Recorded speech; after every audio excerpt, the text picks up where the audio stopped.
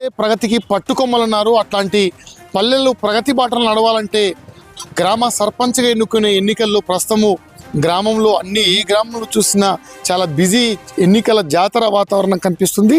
ఇందులో భాగంగా ప్రస్తుతం మనం వేల్పూర్ మండలం కోమన్పల్లి గ్రామంలో ఉన్నాం. కోమన్పల్లి గ్రామంలో సుమారు 700 పైచిలుకు ఓటర్లు ఉన్నటువంటి ఈ గ్రామంలో చాలా ప్రశాంతమైన వాతావరణం, మనకు ఒక ఆరోగ్యవంతమైన వాతావరణం కనబడుతుంది. యువకుడిగా గ్రామ సర్పంచ్గా బరిలో దిగినటువంటి రాజేందర్తో మనం ఉన్నాం. రాజేందర్, చెప్పండి, అసలు ఒక నవ యువకుడిగా రాజకీయాల్లోకి రావాలన్న స్ఫూర్తి మీకు ఎక్కడికి వచ్చింది, ఎందుకు వచ్చారు అసలు? ఎక్కడికి పోయినా చాలా సమస్యలు ఉన్నాయి సార్. బాగా రోజులవుతున్నది. ఊళ్ళో ఇన్నేళ్ల నుంచి పరిపాలన లోపల ఎక్కడ కూడా కోమన్పల్లి లోపల మార్పు అనేది ఎక్కడ జరిగినట్టు నాకు కానరాలేదు.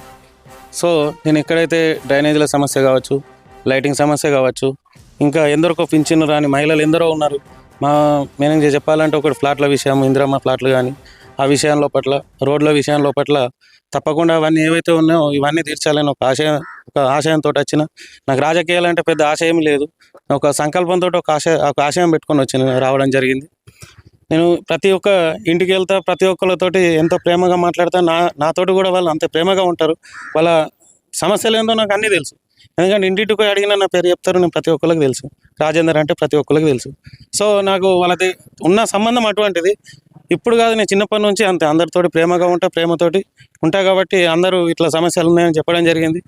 నీయాసుంటోడు కొద్దిగా అర్థం చేసుకునే వ్యక్తి అయితే మా సమస్యలు తొందరగా పరిష్కారం అవుతాయని చెప్పడం ద్వారా సరే మనకు అవకాశం ఇచ్చిందని చెప్పేసి వాళ్ళ సమస్యల కోసం నేను ఈ సర్పంచ్గా పోటీ చేయడం జరిగింది. తప్పకుండా ఎవరైతే నాతోటి చెప్పుకున్న సమస్యలు ఏవైతే ఉన్నాయో తప్పకుండా వారి యొక్క సమస్యలన్నీ నేను తప్పకుండా పరిష్కారం చేస్తా. నా యొక్క ఈ సంకల్పం ఏదైతే ఉందో దీనికి మద్దతు తెలిపిన నాతోటి ఉన్న యువకులు కావచ్చు, మహిళలు కావచ్చు, గ్రామస్తులు కావచ్చు, ప్రతి ఒక్కళ్ళు నాకు బలపరచడం కోసం మద్దతు తెలపడం జరుగుతుంది. వారి యొక్క మద్దతుతోటి నేను విజయం సాధిస్తానని కూడా నమ్మకం ఉంది నాకు. అంటే మొత్తం 4 మీ గ్రామంలో అభ్యర్థులుగా బరిలో ఉన్నారు. మరి మీరు ప్రచారానికి వెళ్తున్నప్పుడు ప్రజలు ఏమనుకుంటున్నారు, ఏంటి పరిస్థితి? తెలుసు, ప్రజలకు అందరికీ తెలుసు. నేను వేసుకుంటున్నా, అవతల క్యాండిడేట్ వేసుకుంటారో ఏం చేసారో అన్నీ తెలుసు. వాళ్ళు కూడా అందరూ మంచి ఊరన్నతాడు, అందరం మేము కలిసే ఉంటాం. ఇలా ఏదో 4 రోజుల ఎన్నికల కోసం ఇదంతా పోటీ, తర్వాత అందరం కలిసే ఉంటాం. నో ప్రాబ్లం, దాని గురించి ఏం లేదు. బట్ నాకు కావాల్సింది ఒకటి, ఎవరు గెలిచినా ఊరు అభివృద్ధి కోసం కావాలి నాకు, అంతే. గ్రామస్తులు మీకు ఎంత మద్దతు ఇస్తారు అనుకుంటున్నారు? మీరు ప్రజల దగ్గరికి వెళ్ళినప్పుడు ఏమైనా మళ్ళీ మీ కొత్త సమస్యలు ఏమైనా మీ ముందు పెడుతున్నారా? వాళ్ళు నాకు ముందే సమస్యలు తెలుసు సార్. నాకు సమస్యలు ఏదో ముందే తెలుసు, మళ్ళీ అవే సమస్యలు చెప్తా ఉన్నారు. బట్ నేను ఇంకా దానికి అడిషనల్గా ఏవైతే ఉన్నాయో నేను చేయాలనుకుని తప్పకుండా వాళ్ళకు చేసి చూపిస్తా. వాళ్ళ యొక్క నమ్మకాన్ని ఒమ్ము చేయనని చెప్పేసి ఇందులోకి దిగడం జరిగింది. తప్పకుండా వాళ్ళ నమ్మకం ఏదైతే ఉందో వాళ్ళని నిలబెడతాను నేను. మీకే ఎందుకు ఓటేయాలా అని ఎవరన్నా గ్రామస్తులు మిమ్మల్ని అడిగితే మీరు ఇచ్చే సమాధానం ఏంటి? ఇంతకుముందు చూసారు కదా సార్, ఎంతోమందిని చూసుకుంటూ పోయారు. వాళ్ళతోటి గాంధీ నా మీద నమ్మకంతో నా దగ్గరికి వచ్చి నన్ను ఎంతోమంది అడిగారు కాబట్టి, నమ్మకంతో అడిగారు కాబట్టి అదే నమ్మకంతో నేను కంపల్సరీ చేస్తాను. నాకు తిరిగేంత శక్తి ఉన్నది యువకుని కాబట్టి, ప్రజల సమస్యలు ఎన్నో తెలుసుకున్నా కాబట్టి 100%గా నేను చేసి తీరుతా వాళ్ళకు. ఇప్పుడు ఏ మేనిఫెస్టోతో మీరు వెళ్తున్నారు? మీకు సంబంధించి మీరు ఏమైనా స్వచ్ఛందంగా ఏమైనా గ్రామాభివృద్ధికి నిధులు వెచ్చిస్తారా ఏంటి అసలు? గ్రామంకు వచ్చే నిధులతోటి అవి ఏ విధంగా వాడుకోవాలో ఆ విధంగా వాడేసి, డ్రైనేజ్ సమస్యలు చాలా ఉన్నాయి. అవి ప్రతి ఒక్క ఇంటి దగ్గర డ్రైనేజ్ సమస్య తప్పకుండా తీరుస్తాను.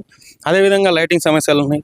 అన్ని దగ్గర లైట్లు కూడా కొన్ని కొరత ఉన్నాయి కాబట్టి లైటింగ్ సమస్య కూడా తీర్చడం జరుగుతుంది. ఎంతోమంది మహిళలు పింఛన్ రాక బాధపడుతున్నారు, అర్హులైన వాళ్ళు. మెయిన్గా మా ఊళ్ళో అందరూ ఆల్మోస్ట్ అర్హులే ఉన్నారు. ఇక్కడ చిన్న గ్రామం కాబట్టి పెద్దగా ఎవరు ధనవంతులు అంతగా గొప్పలు లేరు.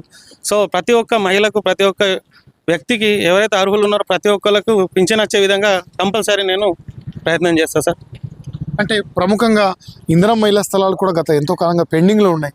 వాటి పరిష్కారానికి ఏం చేస్తారు అసలు మీరు? తప్పకుండా పరిష్కారం నేను మొట్టమొదటిగా చేయాల్సింది ఒకటి ఏదైతే ఉన్నాయంటే ఇందిరమ్మ ఇల్లు కంపల్సరీ. దానికోసం ఎవరి దగ్గరకైనా వెళ్తే, ఎంత దాకా పోయేస్తా, కంపల్సరీ ఇందిరమ్మ ప్లాట్లు మాత్రం ఇచ్చి తీరుతా నేనైతే.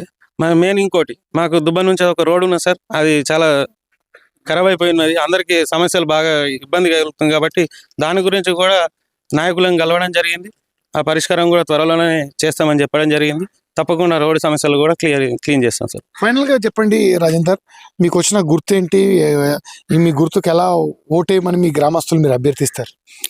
నాకు ఒకటో నెంబర్ గుర్తు రావడం చాలా మంచిగా అనిపించింది సార్. అందులో నాకు ఫేవరెట్ అయిన రింగు కూడా రావడం జరిగింది. అందరూ అంటున్నారు అనుకున్నట్టు ఒకటో నెంబర్ వచ్చినా నువ్వే గెలుస్తావు. మాకు తెలియని వాళ్ళు ఉంటారు కదా సార్, కొద్దిగా వాళ్ళకి ఏమంటున్నాడు ఫస్ట్ నెంబర్ రాజేందర్ అంటే ఫస్ట్ నెంబర్ అదొకటి యాద పెట్టుకున్న రింగు గుర్తు దానికి వేసేస్తామని చెప్పేసి అందరు చెప్పడం జరుగుతున్నది. ఉంగరమా? ఉంగరం గుర్తు సార్. మరి ఇప్పుడు ఏం చెప్తారు మీరు మీ గ్రామస్తులు?